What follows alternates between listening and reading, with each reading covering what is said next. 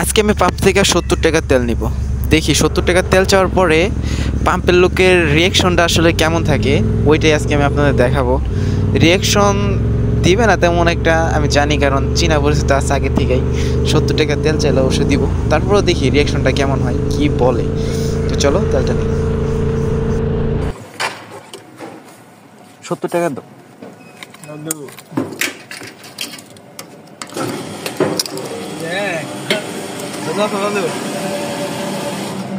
রোজা রাখছিলাম, সাইড টাইমে আবার মাল খাইলিস। সাইড টাইমে খাইছি, খাইয়া আবার মাল খাইছি। তুই না পাবিস না।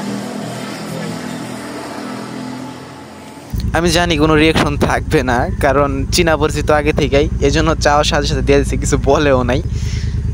যাই হোক, 70 টাকার তেল নিছি। এখন দেখি আশেপাশে কোথা থেকে ঘুরে আসা যায় আর কিছু কন্টেন্ট বানানো যায় কিনা।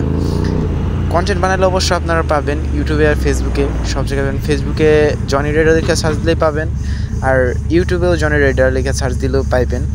তো চলো দেখি কোন দিকে যাওয়া যায়, স্টার্ট দিয়া দেখি কোন দিকে যাওয়া যায়, কিছু ভিডিও ক্লিপ নিতে পারি কিনা।